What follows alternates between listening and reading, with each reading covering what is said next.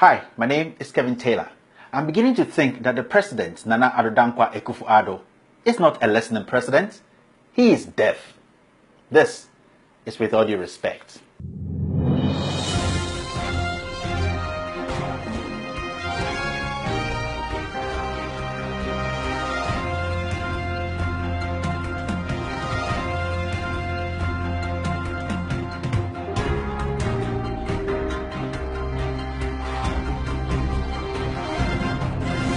With all due respect, today I'll be blunt with our politicians, and more specifically the president, Nana Addo Dankwa Akufo-Addo. It is becoming clear that this president is deaf and that he struggles to hear the cry of the ordinary Ghanaian. He has surrounded himself with people who only care about enriching themselves at the expense of we the poor Ghanaian. Now, I am going to show pictures of some structures which he or we have left out or left to rot after we as a nation used our tax money to build them with the idea of helping to provide affordable housing for low and middle income earners. These houses were built with the taxes we pay as citizens. These buildings have been abandoned by this government to rot, or because some individuals in this NPP government feel that commissioning this project will make the former president, ex-president John Dramani Mahama, and his government look good to we Ghanaians. To me, I think this is childish behavior from our leaders and should be condemned.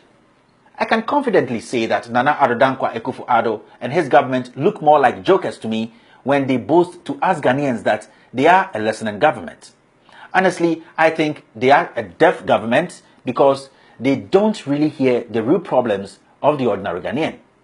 One of the most pressing problems of the ordinary Ghanaian today is accommodation. So if a president intentionally deprives we the citizens of decent and affordable accommodation, which we financed with our own taxes, then I think this president doesn't deserve to be called a listening government or a listening president, but a deaf president. So these are the buildings on my right, as you can see. 1,502 housing units. It's been completed. They're just sitting idle. They are rotten. And some people in government will wear Vietnam suits and come tell us nonsense that they are investigating, whilst people are sleeping on the streets. These are buildings rotten away. These buildings were built by the last administration, but the scholars, the hypocrites, the naive scholars will come on TV and speak big English telling us that we shouldn't move into this because they are investigating some nonsense. You know, with all due respect, if anyone cares to know, these buildings are the first phase of a 5,000 housing unit project completed by the Mahama administration, and they have been left to rot by this Nana Addo government, but nobody's talking about it. The first phase of this project, which comprises of about 1,502 housing units, began in 2014 at a cost of about $180 million. It was completed to enable Ghanaians to get accommodation for lower prices. Now, Atachia, who is the Works and Housing Minister, inspected this building way back in 2017 and expressed satisfaction at the quality of work which went into the project. Later, his deputy claimed that the NPP government was investigating payments made to the contractor, meaning this government didn't understand why the contractor was paid almost 99% of the contract sum, even though they can see that 1,502 buildings were completed. This is craziness, it's madness. It has been 2 solid years and nothing has been heard from this investigation. I think this is absurd on the part of this government and has to be condemned. In fact, which government in their right senses will allow buildings to rot while taxpayers, they sleep on streets and in slums? Did we forget our brains in the trash? Or we are just filled with so much hypocrisy that we can't even see ourselves crediting others for good work done? How cheap and pathetic can we be as a people?